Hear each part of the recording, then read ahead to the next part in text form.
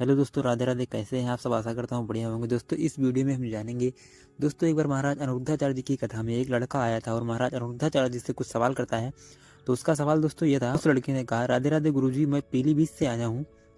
मेरी जिंदगी में एक घटना हुई थी। किसी लड़की को मुझसे प्यार हो गया था। मुझे भी थोड़ा थोड़ा था, लेकिन उतना नहीं जितना उसे था। पर समस्या ये हुई कि वो लड़की एक और गलत जगह जा रही थी, रिश्तों में उलझ रही थी। मैं बस चाहता था कि घर की इज्जत खराब ना हो। फिर महाराज अनिरुद्धाचार्य जी ने कहा, तो क्या बेटा आप उस लड़की से प्यार नहीं करते थे? फिर उस लड़के ने कहा महाराज अनिरुद्धाचार्य जी से, गुरुजी थोड़ा थोड़ा था पर उतना नहीं।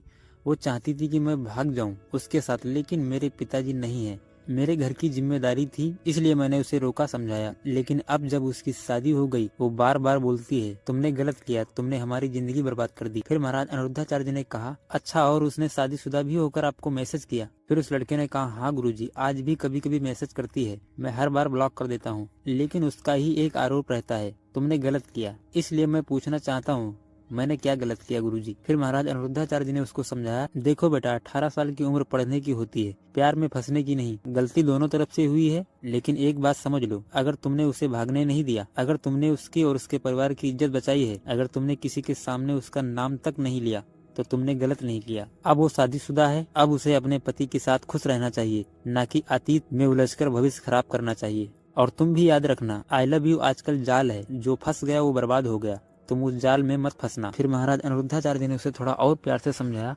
उन्होंने कहा, और हाँ, जो तुम्हें आई लव यू भेजती है उन्हें जवाब मत देना, वरना किसी और की जिंदगी में तूफान आ जाएगा। फिर उस लड़के ने कहा, गुरुजी मैं अटल हूँ और अब सिर्फ अपने भविष्य पर ध्यान दूंगा। मैं अपने परिवार के अलावा किसी को नहीं चाहता हूँ। वो लड़की चाहती थी कि तुम अपना परिवार छोड़कर हमारे साथ भाग चलो और हम तुम दोनों रहेंगे, लेकिन मैं अपने परिवार को नहीं छोड़ सकता, इसलिए मैंने उसकी बात बिल्कुल भी नहीं मानी। तो फिर महाराज अनिरुद्धाचार्य जी ने कहा, बेटा आपने बहुत अच्छा किया, जो गलती हो गई थी उसे छोड़ दो। अब उसकी शादी हो गई, उसको समझा दो कि अपने पति के साथ खुश रहे। अगर वो लड़की तुम्हें नहीं भूल पाती है, उस लड़की को समझा दो, तुम्हारी शादी हो चुकी है, तुम अपने पति के साथ खुश रहो, मैं अपने परिवार के साथ खुश हूँ और तुम अपनी शादी कर लेना। अगर वो लड़की नहीं मानती है तो उसको अच्छी तरीके से थोड़ा प्यार से समझाना कि देखो तुम्हारी शादी हो चुकी, तुम अपने परिवार के साथ खुश रहो।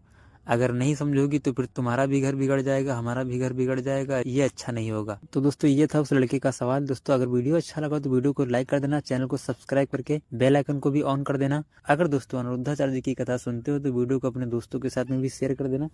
राधे राधे। हम मिलते हैं एक और नई वीडियो के साथ, तब तक के लिए धन्यवाद।